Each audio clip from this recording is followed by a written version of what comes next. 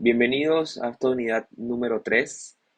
En esta ocasión estaremos abordando conceptos importantes para lo que se conoce como aprendizaje supervisado. Una de las razones fundamentales para aplicar eh, todo lo que es análisis de Big Data en la cadena de suministro radica principalmente en el hecho de poder predecir situaciones que desconocemos o que manejamos bajo cierta incertidumbre.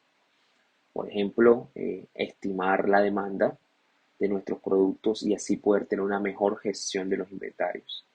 Si bien antes de todo este auge de información, de Industria 4.0, de lo que se conoce como aprendizaje automático, se hacían ciertas predicciones basadas en modelos como la media móvil, como la suavización exponencial, y a partir de esos pronósticos se hacían las políticas de inventario. Pero ahora, con la constante información que tenemos, dada nuestras interacciones de nuestros clientes en nuestras páginas, con toda la información que se pueda recopilar de nuestros inventarios, de nuestros proveedores, de nuestros procesos en producción, con toda esa información que es de gran tamaño y de diferente variedad y a una velocidad bastante eh, frecuente, la situación es o se considera una situación muy diferente. Es por eso que en el análisis de la Big Data para la cadena de suministro es importante poder disponer de estas herramientas, de estas bases de datos y así poder sacarle provecho para hacer una mejor utilización de los datos con relación a la toma de decisiones estratégicas. Ahora bien, hablemos una parte fundamental dentro de todo el análisis de la Big Data para la cadena de suministro, y es el aprendizaje de máquinas. Esta fase viene posterior a hacer todo el preprocesamiento de los datos, el entendimiento de los datos. Ya aquí lo que queremos es aplicar un modelo estadístico que nos pueda ayudar a predecir, a entender de pronto cómo se van a comportar ciertas variables dentro de nuestro sistema, que en nuestro caso sería la cadena de suministro. Si bien hay una diferencia entre lo que es la programación tradicional y Machine Learning, ambas requieren un uso de un lenguaje de programación para poder desarrollarlas. Pero existe una diferencia fundamental, y es que en el aprendizaje de máquinas nosotros tenemos nuestros datos y tenemos nuestras salidas, y lo que queremos es que nuestra máquina entienda esos patrones que relacionan los datos con las salidas y pueda crear un programa que nos permita hacer predicciones dado unos nuevos datos. En la programación tradicional tenemos como entrada los datos y tenemos un código o un pseudocódigo que una vez que le entregamos esos datos como parámetro, nuestros resultados serán el, la salida de la ejecución de ese pseudocódigo, de ese código. Son dos conceptos muy diferentes. En uno entrenamos un modelo, probamos un modelo y después guardamos un modelo para seguir utilizándolo y así poder seguir haciendo predicciones de nuestro caso de negocio. En el otro simplemente ejecutamos las veces que queremos utilizarlo y vamos a obtener unas salidas. Si bien Machine Learning se suele confundir, o aprendizaje de máquina se suele confundir con aprendizaje profundo o inteligencia artificial, aquí en el gráfico de nuestra diapositiva les dejo como las pequeñas diferencias que hay del uno al otro. El aprendizaje de máquinas es un subconjunto de la inteligencia artificial. El aprendizaje profundo es un subconjunto del aprendizaje de máquinas. Esto significa que si yo hablo en términos de inteligencia artificial, eso incluye lo que es el aprendizaje de máquinas y también incluye lo que es el aprendizaje profundo. La única diferencia es que en el aprendizaje en máquinas, o más bien en la inteligencia artificial, no nos quedamos solamente con una predicción o con una estimación de los modelos estadísticos, sino que llevamos eso hacia una acción que nos permita mover de pronto un dispositivo electrónico, nos permita interactuar con el ambiente. Ahora bien, dentro de los tipos de aprendizaje de máquinas podemos encontrar tres: el aprendizaje supervisado, el aprendizaje de refuerzo y el aprendizaje no supervisado o sin supervisión. Últimamente se habla de un aprendizaje semi-supervisado. En el aprendizaje supervisado, que es principalmente la razón de ser de esta presentación, estaremos trabajando situaciones donde tenemos datos y tenemos nuestra variable de respuesta o nuestro objetivo. Es decir, tenemos la etiqueta para cada uno de esos datos. Y aquí lo que hacemos es entrenar esos datos basados en un algoritmo. Y una vez que se entrene ese algoritmo, podemos guardar ese modelo y utilizarlo para hacer nuestras predicciones. Dentro de los aprendizajes supervisados tenemos el aprendizaje por regresión o por clasificación. En la regresión, lo que hacemos es estimar un valor. Por ejemplo, estimamos el precio del dólar el siguiente mes. Podemos predecir la cantidad de productos que podemos vender en el siguiente periodo. Son números cuantitativos. En el caso de la clasificación, lo que hacemos es clasificar cierta información. Por ejemplo, eh, en un banco podríamos definir si le prestamos o no le prestamos a un cliente. En las ventas, por ejemplo, estimar si el cliente compra o no compra el producto. Ya ahí vemos que la situación es una categoría sí o no y no es un dato particular que queremos estimar. Esos son los dos tipos de modelos supervisados que estaremos abordando en este curso. Ejemplos, por ejemplo, predecir la popularidad de la publicidad, predicción del tiempo, predicción de la demanda, del mercado. Serían como algunos ejemplos que podríamos estimar con los modelos de regresión. Ahora, con los modelos de clasificación, detección de fraudes, clasificación de imágenes, diagnósticos, retención de clientes, son algunos de los ejemplos que podemos abordar allí. Cuando hablamos de aprendizaje de refuerzo, es simplemente un aprendizaje que no necesitamos datos, simplemente creamos un entorno, creamos un agente y basado en la interacción de ese agente con ese entorno se va construyendo la lógica eh, de nuestras salidas. Por otro lado, el aprendizaje sin supervisión o el aprendizaje no supervisado es aquel donde nosotros no tenemos la etiqueta, solo tenemos la base de datos y lo que queremos hacer es agrupar y estimar esa etiqueta. Generalmente se conocen como los modelos de clustering o modelos de reducción de dimensionalidad.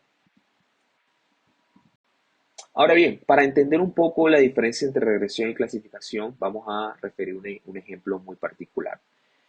Pensemos que queremos estimar la temperatura o cómo va a estar el día de mañana en relación a la temperatura. Si utilizamos un modelo de regresión, por ejemplo, nuestros resultados al aplicar ese modelo van a estar acotados a un valor numérico. Por ejemplo, podemos decir que al aplicar el modelo de regresión, nuestros resultados arrojan que mañana la temperatura será de 30 grados Celsius o de 32 grados Celsius. Eso sería nuestro resultado. Pero si nosotros aplicamos el modelo de clasificación, ya no podemos estimar un valor puntual, sino una clase, una categoría.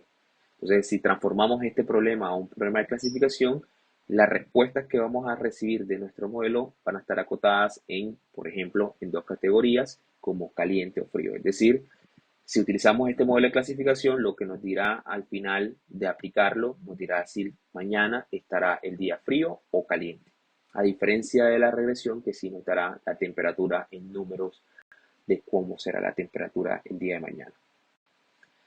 Dentro de los modelos de clasificación o de regresión se conocen muchísimos. Aquí les menciono los más comunes: el árbol de decisión, el vecino más cercano, o se conoce como KNN, las máquinas de soporte vectorial o los Super Vector Machine, los bosques aleatorios o como se conoce habitualmente como Random Forest, em, la regresión lineal y la regresión logística y el bayesiano ingenuo. Esos son algunos de los modelos más frecuentes que estaremos revisando y los que se han utilizado más en todas las experimentaciones y trabajos desarrollados en las empresas. Si bien hay otros modelos que podríamos utilizar, estos serían los que trabajaremos en esta sección de curso. Ahora bien, dentro del proceso de aprendizaje de máquinas hay dos etapas muy importantes. La primera, el entrenamiento, y la segunda, la prueba. En el entrenamiento lo que hacemos es dotar a nuestros algoritmos de los datos que tenemos como materia prima. Este algoritmo lo que va a intentar de forma iterativa es de entender los datos, comprenderlos y crear un modelo que pueda predecir o clasificar lo que queremos ejecutar para nuestra empresa. Una vez que tengamos ese modelo, lo que usualmente hacemos es probar qué tanta eficiencia o qué tanta precisión tenemos en nuestras predicciones. Para eso utilizamos la etapa de prueba, en el cual le entregamos a nuestro modelo ya creado datos que no ha visto, datos que el modelo no ha registrado, y mirar qué tan preciso es a la hora de predecir esos valores. Si al comparar la predicción que hacemos con el modelo con los datos reales es muy similar y podemos encontrar una precisión bastante alta, entonces el modelo lo podemos implementar en nuestras empresas para así tomar decisiones estratégicas. En el caso que no, pues tenemos que devolvernos a la etapa 1 y hacer ciertos ajustes en el modelo y así poder nuevamente entrenarlo hasta que podamos tener una precisión adecuada y así utilizarlo en nuestras empresas. Ahora veamos un ejemplo particular utilizando uno de los modelos más visuales y más entendibles como son los árboles de decisiones. En este ejemplo, la idea principal es poder predecir si le prestamos o no le prestamos a nuestros clientes o le aprobamos un crédito a un cliente en particular. Para eso utilizamos datos de diferentes clientes y las diferentes aprobaciones, que serían nuestras etiquetas, e entrenamos un modelo y una vez que entrenamos ese modelo podemos utilizarlo para predecir para un próximo cliente. Suponemos que ya en esta etapa tenemos el modelo entrenado y que simplemente lo que vamos a hacer es saber la respuesta dado a cierta información que nos aporte el cliente, si le aprobamos o no le aprobamos el crédito. Bien, para eso utilizamos cuatro variables. La primera, la edad; la segunda, si tiene trabajo; la tercera, si tiene vivienda propia; y la última, qué clasificación tiene en su crédito o en su score credit eh, el cliente. Bien, utilizando los árboles de decisiones, construimos un árbol. En el árbol notamos que empezamos por el nodo de la edad. Una vez que pasamos por la edad, preguntamos si la persona es joven, lo cual esa persona que está solicitando el crédito lo es. Llegamos si tiene trabajo, lo cual no tiene trabajo, es false. Por lo tanto, la decisión es que no le debemos prestar a esa persona. Si bien, si tiene casa o el crédito de el score crediticio no entra en la decisión, es dado a que la persona es joven. Pero si la persona no fuera joven, sino fuera una persona adulta, entonces esa variable tendría sentido preguntarla. Entonces este es un ejemplo particular de cómo se vería un árbol de decisión para la toma de decisiones en nuestras empresas. Entonces la decisión es: no le prestamos a esta persona. Como conclusión, quiero resaltar tres puntos importantes. El primero es definir que el aprendizaje supervisado es uno de los tipos de aprendizaje de máquinas que existe. En este tenemos unos datos, tenemos unas etiquetas conocidas y a partir de ese entendimiento y esa relación entre datos y etiquetas creamos modelos que nos ayuden a predecir situaciones futuras. La calidad de los datos es importante en este proceso y es por eso que se hace antes una etapa de preprocesamiento, porque al nosotros tratar de entender los datos, si hay datos, por ejemplo, con errores, con información falsa, así nuestro modelo va a aprender. Entonces, por eso es importante tener los datos preprocesados y de buena calidad para así poder aplicar los modelos y poder tener predicciones que nos ayuden a tomar decisiones efectivas. Y por último, destacar que este tipo de modelos no solamente se aplica en la cadena de suministro, sino pues se puede aplicar en otros ámbitos, por ejemplo, en salud, predecir si un paciente va a padecer una enfermedad o no, o si va a curarse o no de una enfermedad. o incluso en las finanzas o en el sector banquero, como hicimos los ejemplos en esta presentación, ¿verdad? Predecir si un cliente va a cumplir con los pagos o no, o si le prestamos a un cliente o no. Como este ámbitos, hay muchísimos otros ámbitos a los cuales podríamos aplicar este tipo de técnicas de aprendizaje de máquinas.